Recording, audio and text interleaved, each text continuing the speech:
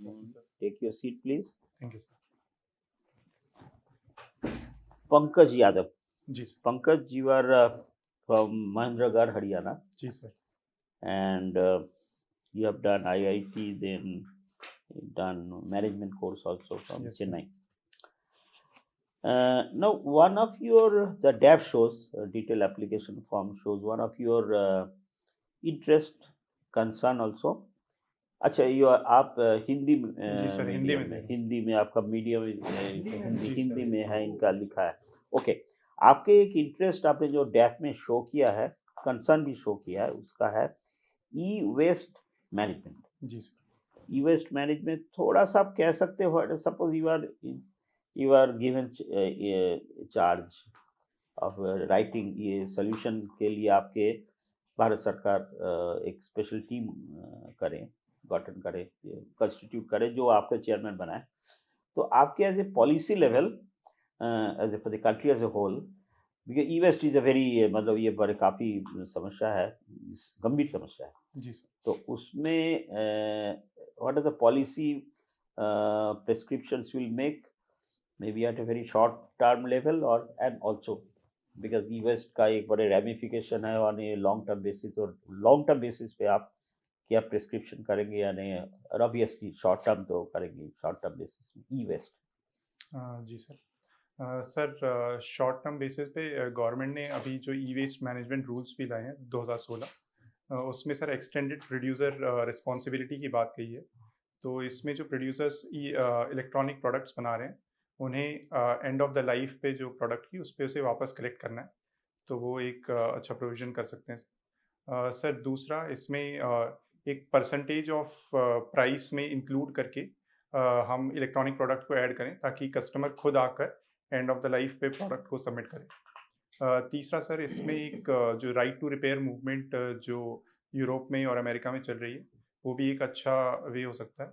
इसमें sir electronics companies को ऐसा करना चाहिए कि प्रोडक्ट की लाइफ एक्सटेंड कर जाए और उनको रिपेयर करना ईज़ी हो, ताकि जो इलेक्ट्रॉनिक प्रोडक्ट जिनकी लाइफ अभी जैसे मोबाइल की 2 से 3 साल, उनको हम ज़्यादा समय के लिए रिपेयर करके यूज़ कर सकें. ना ई वेस्ट हम जो हमारे देश पे, let us come back to our country now, जी इसमें सर. हमारी कंट्री में क्या है, इंडियन जो मेंटालिटी है ये कभी डिस्कार्ड करने का मेंटालिटी नहीं है, अनलाइक वेस्टर्न कंट्री जो जी सर. थोड़ा से पुराना जो डिस्कार्ड करे, हमारी डिस्कार्डिंग का मेंटालिटी नहीं है. जी सर. हम हमेशा कोशिश करते कोई भी चीज़ हो, इलेक्ट्रॉनिक चीज़ें हो, गैजेट्स हो, कुछ भी उसको रिपेयर करने की ये हम उसी तरफ सोचते हैं. जी सर. इसीलिए काफ़ी शॉप्स वगैरह अभी आपने देखे होंगे, जो रिपेयरिंग शॉप्स वगैरह है जो बाहर का कंट्रीज में नहीं होते. जी सर. तो आपके हिसाब से ये जो जो इलेक्ट्रॉनिक वेस्ट है, इसकी कुछ ऐसे ऐसे पहलू, ये तो खैर रूल्स तो है जैसे लाइफ बढ़ाया जाए और उसपे वेस्ट कम जनरेट हो, पर इसके साथ साथ उसको रिसाइकल रिपेयरिंग के तरफ as an administrator, as a policy maker, आपकी इसके बारे में क्या ख्याल है? सर इसके लिए मेरा सजेशन ऐसा होगा कि हम हॉटस्पॉट्स फाइंड करें कि कहाँ सबसे ज़्यादा ई वेस्ट जनरेट होता है. जैसे भारत में 60% ई वेस्ट केवल 65 सिटीज़ में ही हो जाता है, तो हम उनको इनिशियली टारगेट कर सकते हैं. साथ ही साथ सर जो 75% ऑफ ई वेस्ट है वो ऑफिसेज, कॉरपोरेट या गवर्नमेंट ऑफिसेज में जनरेट होता है, तो उनको हम इनिशियल लेवल पे टारगेट कर सकते हैं. जैसे अभी हम देखें तो भारत में केवल 20% से भी कम ई वेस्ट रिसाइकल होता है. तो अगर हम केवल कॉरपोरेट और बिजनेस यहाँ पर अच्छे से इम्प्लीमेंट करें, तभी हम 50% से ज़्यादा ई वेस्ट को रिसाइकिल कर पाएंगे. सर ये मेरे हिसाब से था. रिसाइकिल के बारे में आपका क्या ख्याल है? रिसाइकिल करना चाहिए, everybody says recycle is in need of the hour, पर रिसाइकिल के लिए एक सेपरेट कुछ मैकेनिज्म बा, उसके लिए कुछ और इस टाइप की कुछ कदम सरकार बा प्राइवेट सेक्टर की तरफ से करना चाहिए? जी सर, इसके लिए स्टेप्स लिए भी गए हैं. जो ये ई वेस्ट मैनेजमेंट रूल हैं, इनके अंडर सर जो इलेक्ट्रॉनिक मैन्युफैक्चरर उन्होंने 1000 से ज़्यादा कलेक्शन सेंटर्स बनाए हैं ऑल ओवर इंडिया. तो सर वो एक साइंटिफिक वे में इसको करना बहुत ज़रूरी है. जैसा आपने कहा कि छोटे-मोटे शॉप्स इसको रिपेयर करते हैं, वो बहुत ज़्यादा डेंजरस है, क्योंकि इसमें जो टॉक्सिक केमिकल्स हैं सर उनसे उनको कैंसर वगैरह होने का बहुत चांस है. तो वो क्या करते हैं, जैसे बर्न कर दिया उन्होंने सर्किट बोर्ड को, तो गोल्ड गोल्ड वगैरह एक्सट्रैक्ट कर दिया, लेकिन वो जो फ्यूम वो सब इनहेल कर रहे हैं सर, उनसे बहुत ज़्यादा health hazards. Okay, let us come to एक डिफरेंट पहलू। आपका एक और डेप्थ में लिखा है, आपने जो बजट जो है, यूनियन बजट के ऊपर भी आप काफ़ी इंटरेस्टेड है, बजट के बारे में आप सोचते रहते हैं। जी सर। तो अब जो पैंडेमिक 2 साल से हमारे देश में एक सिर्फ़ अपने देश में नहीं, सारे दुनिया को अस्त-व्यस्त करके रखा है, जी sir. Every aspect of life. जी सर। तो उसका पैंडेमिक के जो असर है हमारी देश में, अर्थव्यवस्था जो है, इकोनॉमिक जो सिचुएशन है, काफ़ी पड़ा है। तो आपके हिसाब से जो इफ़ेक्ट ऑफ पैंडेमिक हमारी जो इकोनॉमी जो है, इसमें कैसे प्रभाव पड़ा है? सबसे ज़्यादा प्रभाव किसके ऊपर पड़ा है? And then of course come back to order of importance, सबसे ज़्यादा किस क्षेत्र में पड़ा है? उसके बाद 5-6 ऐसे सेक्टर बताइए जो काफ़ी गहरी असर पड़ा है। और उसमें now you are, suppose you are given a chance, pandemic is slowly going away, धीरे-धीरे जा रहा है। तो अब उसमें, अब उसको इसके मिटिगेशन के लिए आप क्या करेंगे? पहले तो इफ़ेक्ट क्या है? सबसे ज़्यादा इफ़ेक्ट कहाँ है? उसके in order of importance. Then उसके मिटिगेशन के लिए आपको अगर चांस दिया जाए, अपॉर्च्युनिटी दिया जाए, तो आप क्या करेंगे? जी सर। सर सबसे ज़्यादा इम्पैक्ट एमएसएमईज़ यानी लघु उद्योगों पर असर हुआ है। उनको सर क्योंकि उनका वर्किंग कैपिटल कम होता है, तो उस पर सर क्योंकि वो शॉर्ट टर्म के लिए सर सस्टेन करना भी उनके लिए सर मुश्किल था, तो वो कोविड से काफ़ी इम्पैक्ट हुए हैं। दूसरा सर सर्विसेज सेक्टर में अगर हम देखें तो टूरिज़्म और हॉस्पिटैलिटी सेक्टर सर बड़ा ज़्यादा इम्पैक्ट हुआ है क्योंकि लोग घरों में ही रहे हैं, ट्रैवल करना कम हुआ था। तीसरा सर मैन्युफैक्चरिंग सेक्टर हिट हुआ है क्योंकि लोगों के ट्रैवल पे रिस्ट्रिक्शन थी, तो फैक्ट्रीज़ नहीं चली हैं, वो कारण है सर। चौथा सर एयरलाइंस इंडस्ट्रीज़ कह सकते हैं, क्योंकि एक तो इंटरनेशनल ट्रैवल भी काफ़ी रिस्ट्रिक्शन रहा और डोमेस्टिक ट्रैवल में भी सर बिज़नेसेस भी अभी मोस्टली रिमोटली ही वर्क कर रहे हैं, तो वो एक कारण है। बुरी तरह इफ़ेक्ट हुआ है और मिटिगेशन, जी। मिटिगेशन उसको आप कम करना है। अभी ठीक है, पोस्ट पैंडेमिक आपको इसको, कंट्री को, इस सेक्टर्स को अभी almost at the same level ले जाना है। तो आप क्या प्रिस्क्राइब करेंगे? जी सर। सर सबसे पहले एमएसएमई, तो उसके लिए सर गवर्नमेंट ने भी क्रेडिट लाइन एक्सटेंड की है। तो सर उन्होंने एमएसएमईज़ को ताकि वो वर्किंग कैपिटल के लिए पैसा ले सकें बैंक से, उसके लिए सर गवर्नमेंट गारंटी दे रही है कि आप बैंक्स एक्सटेंड करें एमएसएमईज़ को। सर एक वो अच्छा स्टेप है। तो लोग मोस्टली एमएसएमई सेक्टर जो टेलीविज़न में कह रहा है, ऐसे पेपर में ही हो रहा है, कह रहा है साहब हमको क्रेडिट लाइन भी नहीं चाहिए, बैंक से लो इंटरेस्ट बैंक लोन भी नहीं चाहिए, बिकॉज़ हमारे पास क्षमता ही नहीं है उसको पे करने का, सो वी वांट ग्रांट।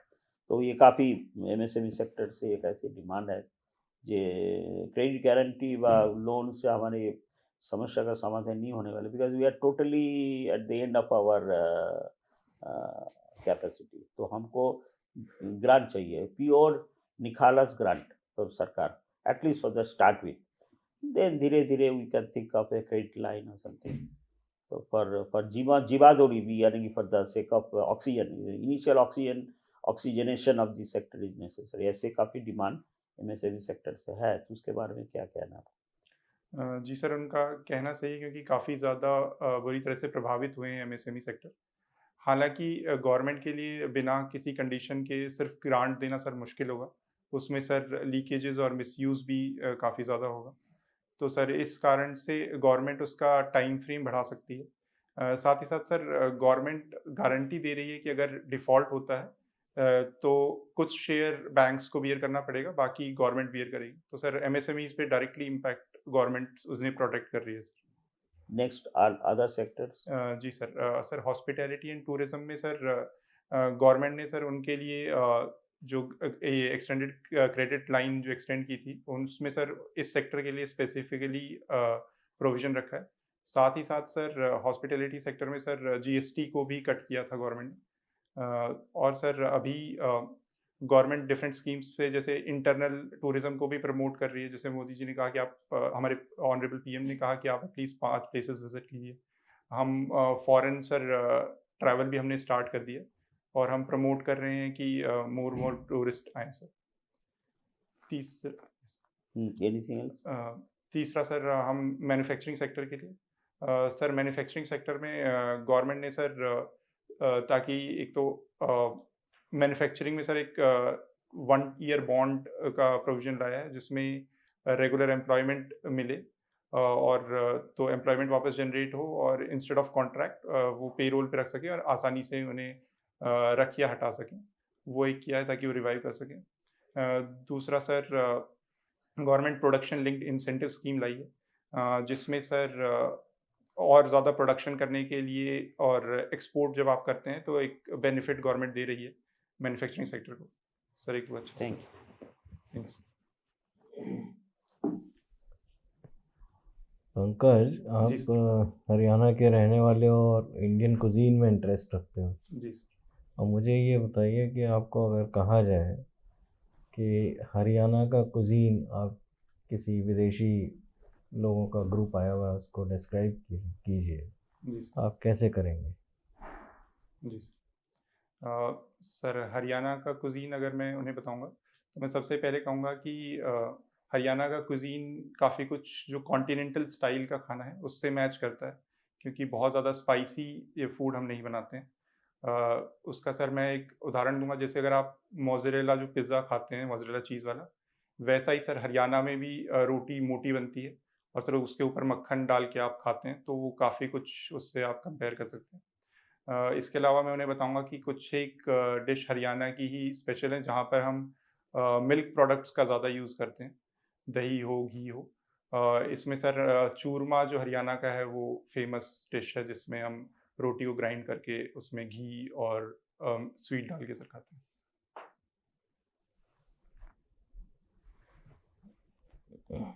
ये तो आपने डिशेस बताई, कुजीन की स्पेशलिटी बताओ ना। आपने जैसे एक शुरू में ज़रूर कहा कि हाँ यस, हम लेस स्पाइसी फूड होता है जी सर। ना? सर हरियाणा का जो लोकल कुज़ीन है सर वो सिम्प्लिसिटी से ही है। तो मिल्क के ही प्रोडक्ट्स पे ज़्यादा रहेगा, जैसे इवन राबड़ी वग़ैरह सुबह में खाते हैं, तो वो सर जो है उसको सर कूट के उससे बनाते हैं। चलिए ठीक है। योर मदर, आपकी मदर जो है शायद अलवर से हैं, है ना? जी सर। अच्छा ये बताइए, अलवर अभी रिसेंटली न्यूज़ में था, किस कारण से? सॉरी सर मुझे नहीं। इवन प्राइम मिनिस्टर को भी कंसर्न शो करना पड़ा, एक घटनामा हुई उस पर। हाँ सॉरी सर मैं नहीं याद। सरिस्का फॉरेस्ट जानते हैं आप? जी सर, जी सर। याद आ गया सर। सर वहाँ पर आग लग गई थी सर सरिस्का फॉरेस्ट में, उसके लिए सर कंसर्न रेज़ हुआ, फॉरेस्ट फायर इश्यूज़। ये फॉरेस्ट फायर्स जो है वो क्यों हो जाती है? कई जगह होती है अपने, और हर साल होती है। जी सर। सर फॉरेस्ट फायर एक नेचुरल फिनोमेनन भी है। सर स्पेशली जब अभी गर्मी के मंथ्स में सर टेम्परेचर राइज़ होता है। सर क्योंकि ये डेसिडियस फॉरेस्ट हैं तो ये पत्ते झड़ते हैं, सर सूखे हुए पत्तों में आग लग जाती है। दूसरे सर कई बार जो लोकल पीपल हैं सर वो भी बर्न करते हैं, क्योंकि उससे वो जो रिसोर्सेज फॉरेस्ट के जो ग्राउंड पे पड़े हैं वो कलेक्ट करते हैं, या फिर सर अगर कोई फार्मिंग या बाकी चीज़ें करते हैं सर उसमें भी हेल्प करता है रीजनरेशन में। तीसरा सर कई बार जो टूरिस्ट आए हैं वो भी कई बार या तो मैच स्टिक बर्निंग छोड़ देते हैं या सिगरेट बट्स, सर उनसे भी इशू हो जाता है। अच्छा, आपने डेथ के हिसाब से देखा जाए तो 2013 में, नहीं कब किया था आपने, 2012 में बीटेक कर लिया था, जी सर। है ना? उसके बाद आपने कुछ समय जॉब भी किया, जी sir. Including job in McKinsey. जी सर। फिर वो छोड़ दिया आपने। जी सर। छोड़ के क्यों आए आप? क्या क्या क्या मोटिवेशन था आपका? यस सर, मुझे लगा कि प्राइवेट सेक्टर में मैं मोर मनी क्रिएट अर्न कर सकता हूँ, लेकिन अगर मुझे सोशल इम्पैक्ट और मुझे लगा मोर फुलफिलिंग लाइफ मैं यहाँ जी सकता हूँ। साथ ही साथ सर मैं इसके लिए अटेम्प्ट देना चाहता था, अगर नहीं होता है तो मैं प्राइवेट सेक्टर में स्टिल जा सकता हूँ। तो सर इस कारण से मैं आया कि मैं यहाँ पर ज़्यादा आपने इम्पैक्ट 3 क्रिएट कर अटेम्प्ट ले लिए हैं शायद, है ना? सकूँ। जी सर। अच्छा, खैर, wish you good luck this time. Thank you sir. ये बताइए, नॉर्थ ईस्टर्न स्टेट्स है ना, जी सर। वहाँ के लिए अभी कुछ 2 बड़े-बड़े फैसले हुए हैं जी सर। हाल ही में, जी वो क्या हैं, कुछ ध्यान है? सर एक तो आफ्सपा सर कई डिस्ट्रिक्ट से हटाया गया है। दूसरा सर मुझे याद नहीं आ रहा दूसरा स्टेप क्या बॉर्डर डिस्प्यूट बिटवीन, है। Yes sir, Meghalaya and Assam के सर उसके 50% जो डिस्प्यूट था सर उसको रिजॉल्व कर दिया गया। उसको रिजॉल्व कर दिया गया है। अब ये प्रधानमंत्री जी ने, हमारे माननीय प्रधानमंत्री जी ने इन नॉर्थ ईस्ट को एक नया नाम दे दिया इसी बीच में। अच्छा। वो क्या नाम दिया है? सर माफ़ी जी, मुझे जानकारी नहीं। अच्छा, ढूंढिएगा। जी सर। अच्छा, ये बताइए, आईपीसीसी ने अभी एक रिपोर्ट जारी की है, यस नई रिपोर्ट। यस। उसमें क्या विशेष बिंदु हैं? सर वो 6th असेसमेंट रिपोर्ट का सर सेकंड पार्ट उन्होंने जारी किया, लेकिन सर मुझे चेक करना पड़ेगा सर, मुझे जानकारी नहीं। Thank you. ओके, आप हिंदी में इंटरव्यू के लिए क्यों आपने चूज़ किया, डिसाइड किया? एक ख़ास कारण बताइए। सर इसका कारण ये था कि मैं जो दिनचर्या की बात है सर, वो बातचीत हिंदी में ही करता हूँ। साथ ही साथ सर मेरी मातृभाषा और मदर टंग सर हिंदी है, इसी कारण से। नहीं तो वो तो हम सभी की है, जी सर। पर इसका मतलब ये है कि इंग्लिश के बिना गुजारा है क्या? नहीं सर, मैं इंग्लिश में भी सहज हूँ, बट मुझे लगता है कि मैं हिंदी में बेहतर आंसर कर पाऊंगा सर, इसी कारण से। सिविल सर्विसेज में जाके बहुत जगह आपको ये फैसला भी करना पड़ेगा कि आप इंग्लिश को प्रमोट करें, गवर्नमेंट स्कूल्स में प्रमोट करें, ओके सर। है ना? पहले के मुकाबले अब तो बहुत ज़्यादा स्कूलों में पहली क्लास से ही इंग्लिश में शुरुआत करी जाती है, कंप्यूटर्स की भी एजुकेशन दी जाती है। जी सर। तो आपको तो ये एक मन का एक झिझक या बायस कहिए, इसे बायस कह सकते हैं क्या? नहीं सर, मैं बायस नहीं कहूँगा, हाँ, क्योंकि जैसे मैंने चेन्नई भी काम किया 4 साल रहा, तो सर वहाँ इंग्लिश में ही बात करते थे, तो मुझे ऐसा कोई वो नहीं था कि हिंदी में ही बात करूँ। हाँ, ठीक है, मातृभाषा का प्रेम रहे बराबर, लेकिन इंग्लिश में अपनी पर्सनालिटी की खातिर जी सर। और फंक्शनल बहुत रिक्वायरमेंट है, जी सर। तो अंग्रेज़ी के यूज़ में भी हिचकिए मत, रुकिए मत, जी सर। हाँ, कोई उसकी प्रैक्टिस जारी रखिए। जी सर। ये बताएं कि आपके, मैं देख रहा था बड़ी डिटेल लिस्ट है आपकी हॉबीज़ की और जी सर। इंटरेस्ट की, जी सर। है?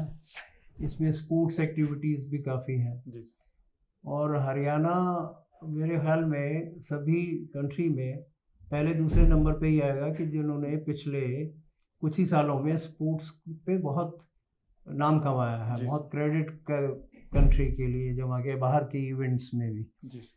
लेकिन मेरे ख्याल से कोई स्पोर्ट्स डे नहीं मनाया जाता। हमारे यहाँ बहुत सारे डेज मनाए जाते हैं, तकरीबन हर हफ्ते 10 दिन में कोई ना कोई डे मनाया जाता है। जी स्पोर्ट्स का कोई डे है?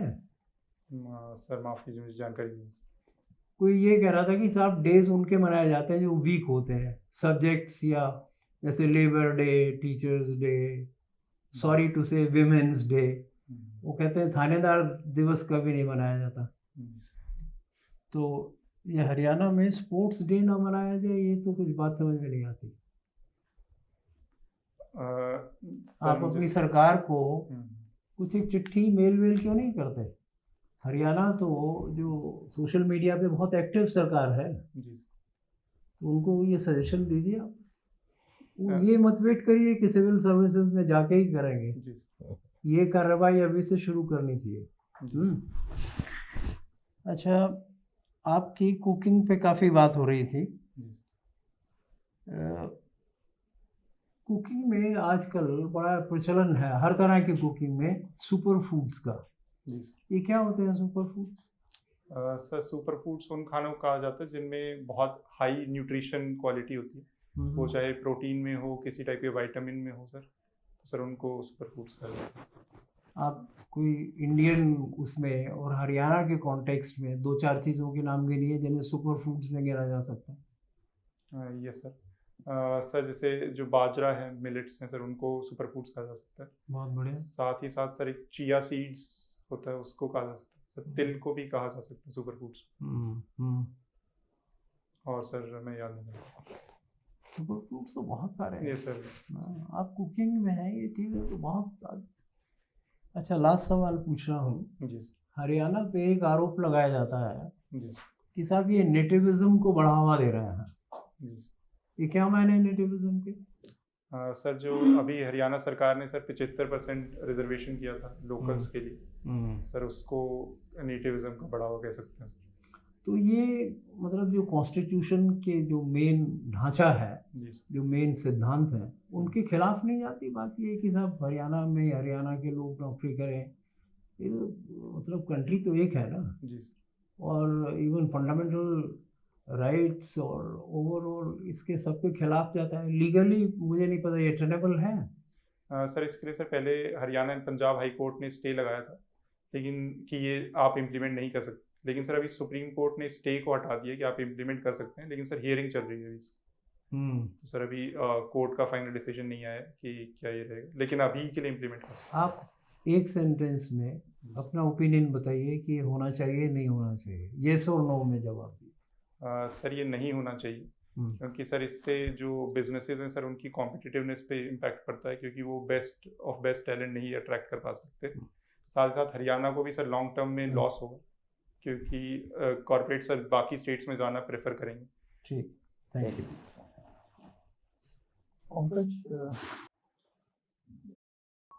आपने मैकेनिकल इंजीनियरिंग में जी बीटेक किया, बीए जी किया हमीरपुर से जी सर। 2012 में है, जी सर। और आपने मैनेजमेंट मद्रास आईआईटी से किया जी सर। 2017 में। जी सर। ये 5 साल का पीरियड आपने कैसे? सर मैंने 2015 से 17 तक सर एमबीए किया था। तो सर उस 3 साल में सर मैंने 2 साल टाटा टेक्नोलॉजीज में सर पुणे में काम किया। हाँ हाँ।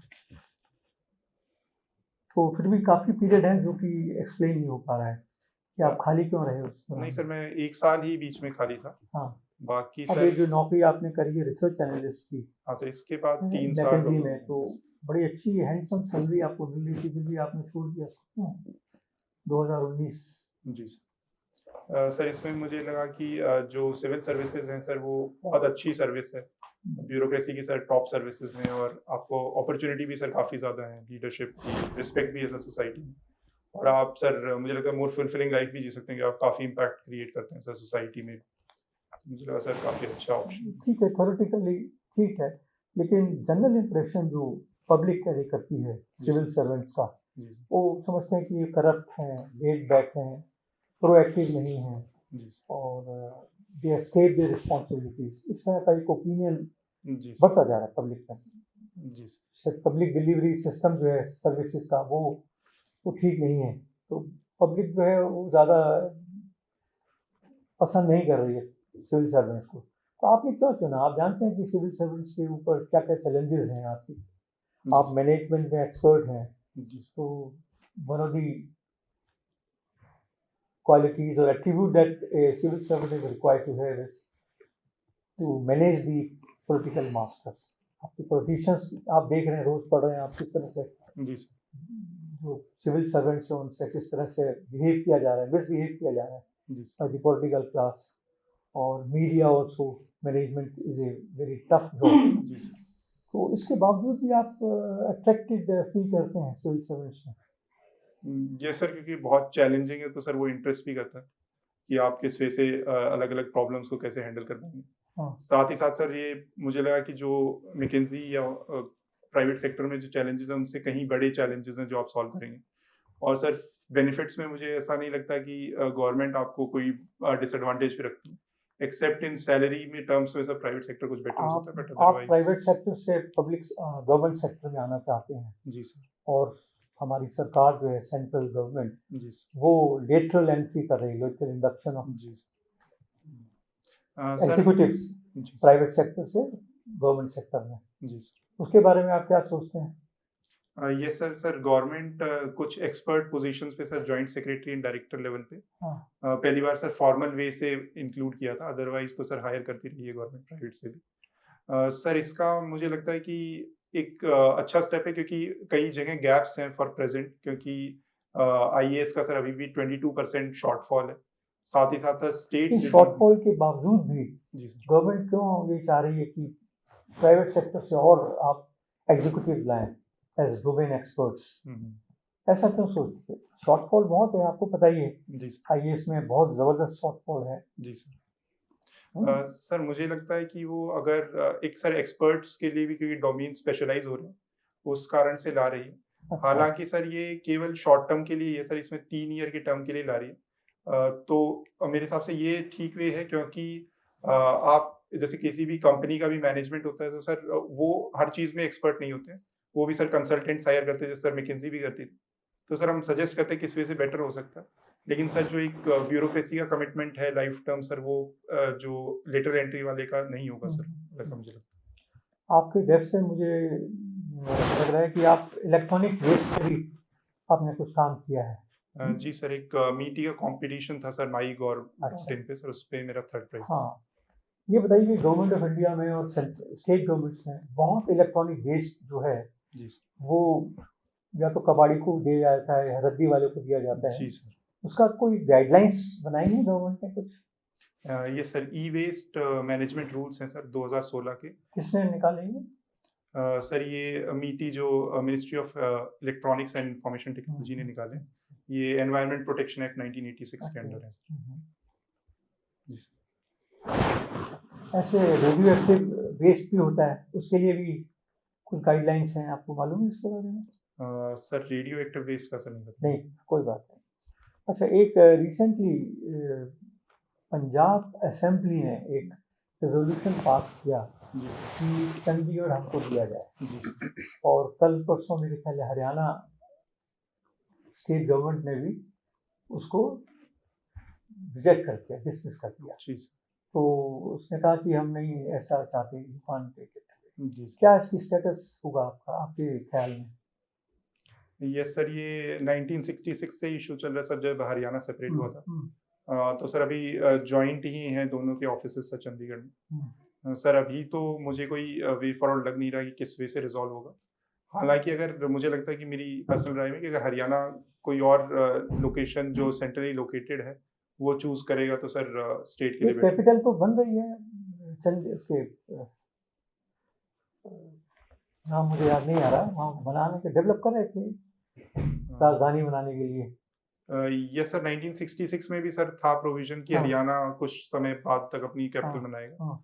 लेकिन सर कुछ ऐसा डेवलप हुआ नहीं है सर कि किस सिटी को बनाएंगे वो। तो दोनों असेंबलीज में क्लैश हो गया, तो इसका क्या, कौन इसका हल निकालेगा? सर इसके लिए सर एक स्टेट काउंसिल्स होती है, इंटर स्टेट काउंसिल सर, उसमें सर मिलकर सर सेंटर के मीडिएशन के साथ हल निकाला जा सकता है सर इसका। सर एक लास्ट क्वेश्चन छोटा सा पूछ रहा हूँ। जी सर। हमारे प्रधानमंत्री ने 2 साल पहले एक योजना लॉन्च करी थी, जी सर। मिशन कर्मयोगी। जी सर। सुना है आपने? जी सर। क्या है ये? सर ये सिविल सर्वेंट्स के ऊपर ही जी है सर। कुछ? सर ये ब्यूरोक्रेसी को सर ट्रेन करने के लिए डिजिटल मीडियम के थ्रू एक चैनल की वहाँ पर हम कोर्सेज प्रोवाइड करेंगे जो बेस्ट ऑफ क्वालिटी के वर्ल्ड स्टैंडर्ड पे होंगे, कि ताकि वो अपने को अपस्किल और अपग्रेड कर सकें सर। अच्छा, तो सर उसके लिए कैपेसिटी बिल्डिंग कमीशन भी बनाया गया है उसके लिए। यस सर, वो सुना है आपने? जी सर। फायदा होगा इससे कुछ? ये सर अगर इसको इम्प्लीमेंट, अगर जिस स्पिरिट से उसे बनाया गया अगर इम्प्लीमेंट कर पाए तो sir definitely. Thank you sir. Pankaj, आपने मैनेजमेंट किया है तो मैनेजमेंट से संबंधित कुछ सवाल। जी सर। मैनेजमेंट के बारे में कहते हैं कि मैनेजमेंट साइंस भी है और आर्ट भी है। जी सर। तो संक्षेप में बताए 1 या 2 पॉइंट्स कि साइंस कैसे है और आर्ट कैसे है। जी सर। सर साइंस इसलिए है क्योंकि वो एक स्टेप बाय स्टेप प्रोसेस से आप कुछ चीज़ें एग्जीक्यूट करते हैं, तो इसलिए साइंस है। जैसे even father of scientific management Taylor कहते हैं कि जैसे अगर आप ऑपरेशंस मैनेजमेंट कर रहे हैं तो आप फैक्ट्री में कहाँ कहाँ इन्वेस्ट करेंगे, कितना लेबर कहाँ पर इम्प्लीमेंट करना है, किस टेक्निक को यूज़ करके स्टेप बाय स्टेप करेंगे। दूसरी चीज क्या है सर? आर्ट इसलिए है क्योंकि ना, ये ना। अच्छा सर। साइंस का दूसरा कैरेक्टरिस्टिक क्या है?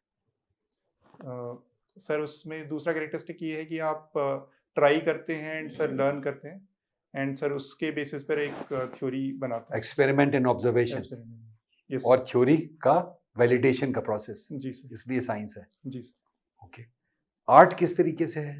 आर्ट इसलिए है क्योंकि ये आर्ट क्या होती है वैसे, ये बताएं सर। आर्ट हिंदी में कला की उसका सर हर कोई अलग अलग तरीके से उसका इंटरप्रिटेशन करता है कि उसको समझता है और सर उसको एक हर एक का सर नजरिया अलग होता है उसका। हाँ, तो मैनेजमेंट में वो किस तरीके से वो पूरी बैठती है, इस पे थोड़ा सा बताएं।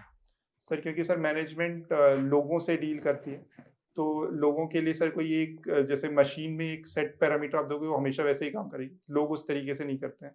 तो आपको लोगों को समझना पड़ता है, वो चाहे आपकी कंपनी के अंदर के हों या आपके क्लाइंट हों, कस्टमर हों, सर इसलिए वो आर्ट है। इसी से संबंधित एक सवाल है कि मैनेजमेंट में एक चेंज मैनेजमेंट बहुत बड़ा, जी सर। एक बहुत बड़ी चुनौती है। जी तो सर। चेंज मैनेजमेंट को किस तरीके से उसको इस मसले को हल करते हैं? जी sir. Sir change management sir एक लुविन का 3 स्टेप मॉडल है, जिसमें सर वो सबसे पहले करते हैं कि हम जो स्टेटस को है, उसको हम ब्रेक करेंगे, जिसको अनफ्रीज़ करेंगे।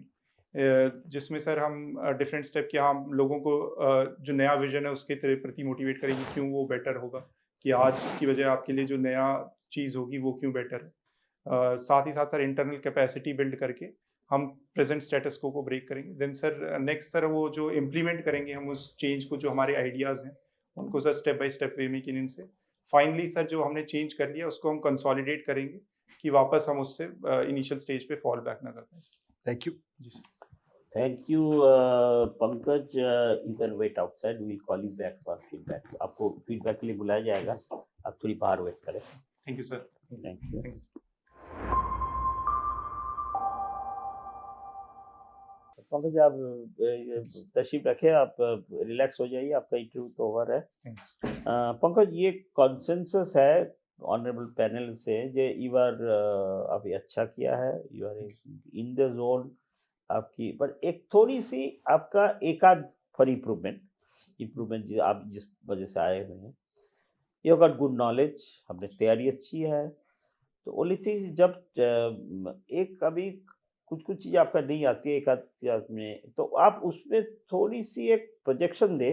See, ultimately it is a you have to act also, a little bit of acting also involved, and it is, तो उसमें थोड़ी सी देखिए you are trying to think and you are trying to think, तो उसमें थोड़ी सी इतना हड़बड़ाहट टाकड़े जैसा मुझे नहीं आता।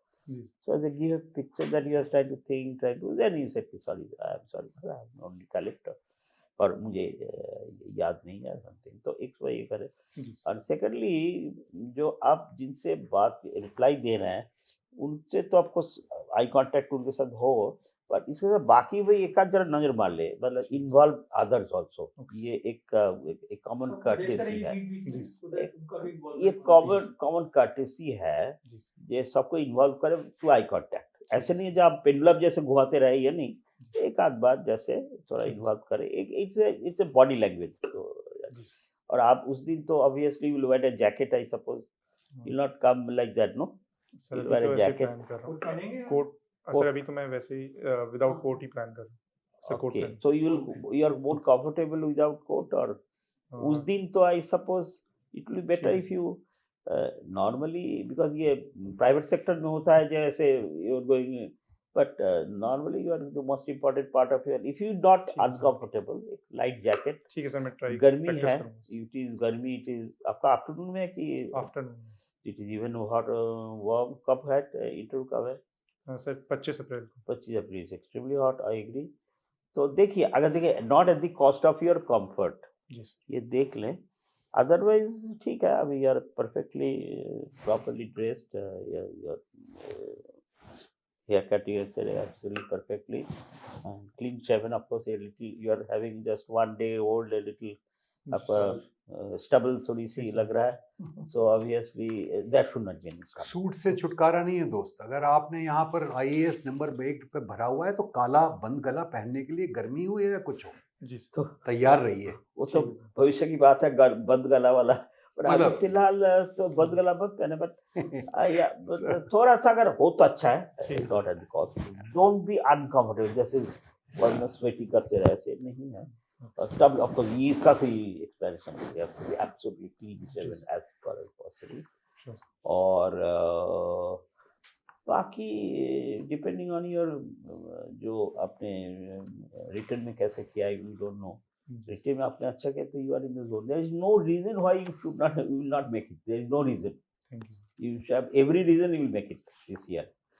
सो अपडेट करते रहिए, यू आर, पहला बहुत सारी चीज़ें आपने नहीं पूछा, बहुत सारी चीज़ें जैसे राजस्थान टूरिज्म, हरियाणा टूरिज्म क्यों कम है, ये है भारत का स्पोर्ट्स पॉलिसी ठीक है, ओलंपिक में इतना गोल्ड मिला नहीं मिला, इतनी इज इट गुड एनफ और बैड, रिलेशनशिप एथलेटिक्स वर्सेस ये जो आपका इन क्रिकेट विकेट ये है, तो इसमें पारी पासू क्या वो सब जो है तो कंट्रोवर्शियल चीज है कि क्रिकेट ही एक पल ही है, बाकी सारे बहुत सारे, तो ऑल दैट और स्पोर्ट्स पॉलिसी और ऑल दिस एंड बाकी तो लगभग हमने टच किया आपकी जो डेप्थ के ऊपर छोटा पॉइंट मैं करा, जैसे आप एंटर किए जी सर। रूम में, तो आपने इंडिविजुअली हम सबको विश किया, जी good sir. Morning sir, good morning sir, good morning sir.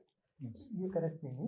Okay sir. Correct जो एटिकेट होता है, इंटरव्यू की टेक्निक होती है वो ना, you only wait the chair. Okay sir. तो गुड मॉर्निंग सर, उनकी तरफ देखिए and then have a fleeting look at others, उनको भी देख लीजिए। तो इंडिविजुअली आवश्यकता नहीं है, individually sir sir sir sir ma'am, एक आध मैम भी होंगे शायद, तो ऐसे नहीं। और एक अगर मैडम बैठी है कोई मेंबर, तो पहले तो चेयरमैन को ही कर दीजिए आप, सबसे बड़ा तो है, फिर देन गुड मॉर्निंग मैडम, एक उनको अलग से करिए। एक मैम हमेशा एक होते हैं, बट चेयरपर्सन इज सुप्रीम, जी सर। चेयरपर्सन को इज एंड देन, तो ये है। बाकी आपका कुछ क्वेश्चन है, पूछना है?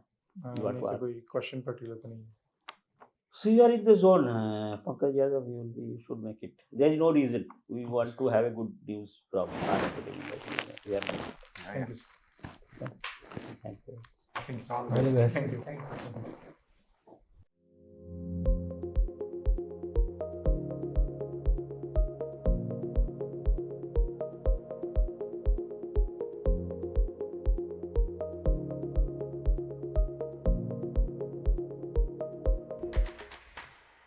An academy. Let's crack it.